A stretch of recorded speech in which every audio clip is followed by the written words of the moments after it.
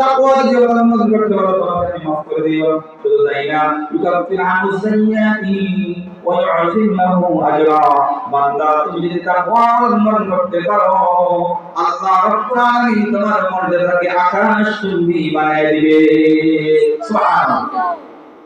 অন্য আয়াতের মধ্যে আল্লাহ রাব্বুল আলামিন বলেন, তুমি শুনো শুনো, ইন্না লিল মুত্তাকিনা মাফাজান হাদাইকা ওয়া আ'নাবা ওয়া কাওয়াইবা আতরাবা। আল্লাহ রাব্বুল আলামিন বলেন, বান্দা তুমি শুনো শুনো, তুমি যদি মুত্তাকি হও, আল্লাহ রাব্বুল আলামিন তোমার দুনিয়া এবং আখিরাতকে সাফল্যময় করে দিবে। সুবহানাল্লাহ। অন্য আয়াতের মধ্যে বলেন, ومن يتق الله يجعل له مخرجا।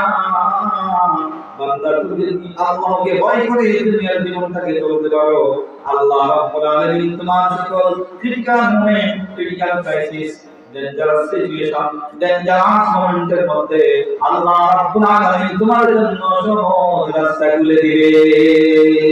সুবহানাল্লাহ।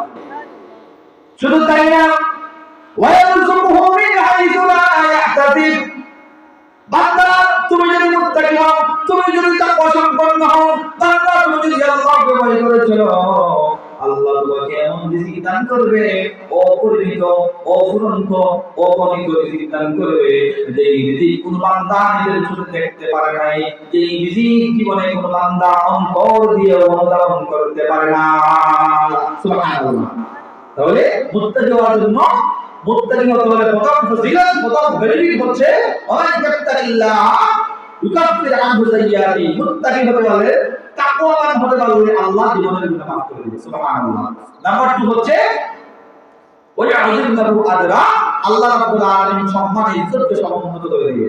নাম্বার 3 নাম্বার হচ্ছে আল্লাহ রাব্বুল আলামিন বলেন, ওয়ামান ইয়াত্তাকিল্লাহ ইয়াজআল লাহু মাখরাজা। যারা তাকওয়া অবলম্বন করবে, আল্লাহ এদের জন্য সব মুসিবতের সমাধানের ব্যবস্থা করে দিবে। সুবহানাল্লাহ। 4 নাম্বার হচ্ছে ইন্নালিল মুত্তাকিনা মাফাজা। আল্লাহ রাব্বুল আলামিন মুত্তাকি ব্যক্তিদের দুনিয়া এবং আখিরাতের জীবনকে কামিয়াবি দান করে দিবে। সুবহানাল্লাহ। এবার আমি তাকওয়া কাকে বলে? তাকওয়া শব্দটা ওয়াও কাফিয়া, ওয়াকায়া শব্দের মধ্যে আসছে। এর অর্থ হচ্ছে খাউফ বা মাহাবাতুল্লাহ, অর্থাৎ বিলিভ আল্লাহ, আল্লাহর উপরে বিলিভ করার কারণে, বিশ্বাস করার কারণে আল্লাহ যত ফরমাইশ পৃথিবীতে জমিনে আছে, ওই সমস্ত ফরমাইশগুলো অন্তর থেকে ভালোবাসা মেনে নেয়া, এবং যে সমস্ত কাজ করলে আল্লাহ সন্তুষ্ট হয়, আযাব দিবে, পানিশমেন্ট দিবে, এবং বলবে গো টু দ্য হেল, জাহান্নামে যাও, তুমি শাস্তি আস্বাদন করো, ওই সমস্ত কাজ থেকে বিরত থাকুন, তার নাম হচ্ছে তাকওয়া। একটু সবাই বলেন সুবহানাল্লাহ। এক কথায় যে কাজগুলো করলে আল্লাহ সন্তুষ্ট হয়, অমাচার হয়, গুনাহ হয়, ফরজ হয়, সিন হয়, ওই সমস্ত গুনাহ থেকে বেঁচে থাকার নাম হচ্ছে তাকওয়া। এবার আসি, আল্লাহ রাব্বুল আলামিন অন্য আয়াতের মধ্যে বলেন, বান্দা তাকওয়া অবলম্বন করবা। তুমি যখন তাকওয়া অবলম্বন করবা, বান্দা পৃথিবীর অন্য মানুষের সাথে তোমার আর কোনো কম্পেয়ার চলবে না। অন্য মানুষের চাইতে তুমি আল্লাহর কাছে প্রিয় পাত্র হয়ে যাবা।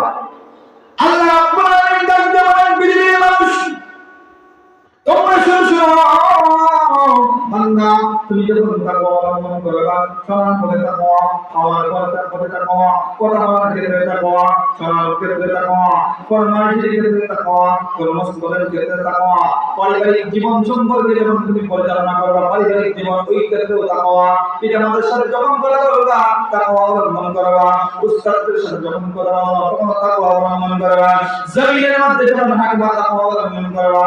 এভাবে প্রত্যেকটা পদে পদে আমরা যখন তাকওয়া অবলম্বন করে চলবো, আল্লাহ দেখে বলে, গোলাম এতদিন তাকওয়া অবলম্বন না করার কারণে তুমি সাধারণ মানুষ ছিলা, সাধারণ বান্দা ছিলা।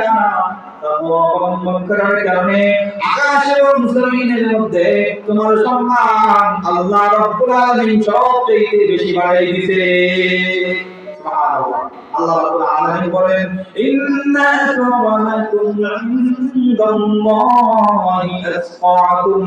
বান্দা পৃথিবীর জমিনে যত বান্দা আছে তাদের সম্মানের ক্ষেত্রে আমাদের কাছে সম্পদ না, সামনে সুন্দর না, টাকা পয়সা না, দ্বন্দ্ব না, প্রভাব প্রতিপত্তি না, পাওয়া না, রাজনৈতিক লিডারি না। বান্দা তুমি শোনো, আল্লাহর কাছে প্রিয় বান্দা হওয়ার জন্য সবচেয়ে most important topic, most important বিষয় সাবজেক্ট হচ্ছে তাকওয়া। আল্লাহ বলেন বান্দা তোমাদের মধ্যে থেকে ওই বান্দা আমার কাছে বেশি দামি, যেই বান্দা যত বেশি আল্লাহকে ভয় করে, তাকওয়া অবলম্বন করে, আল্লাহর কাছে ওই ব্যক্তির সম্মান তত বেশি। সুবহানাল্লাহ। এজন্য আল্লাহ রাব্বুল আলামিন বলেন, ইয়া আইয়ুহাল্লাযীনা আমানুত্তাকুল্লাহ। বান্দা তুমি আল্লাহকে ভয় করো, আপনার প্রতিই যথেষ্টভাবে ভয় করো, যথাযথভাবে ভয় করো। বান্দা বান্দা তুমি আল্লাহকে যথাযথভাবে ভয় করো। এরপরে আল্লাহ রাব্বুল আলামিন বলেন, ولا تموتن إلا وأنتم مسلمون। الله أكبر। আল্লাহ রাব্বুল আলামিন বলেন, বান্দা তুমি আল্লাহকে যথাযথভাবে ভয় করো, আংশিক ভয় করলে চলবে না, প্রথম তুমি ভয় করো হাক্কান প্রতি আল্লাহকে যথাযথভাবে ভয় করো। বান্দা ওয়ালা তামুতুন্না, মুসলমান নামে তুমি কখনো মৃত্যুবরণ করিও না, ইল্লা ওয়া আনতুম মুসলিমুন, মুসলমান না হয়ে কেউ কবরের মধ্যে সুবহানাল্লাহ।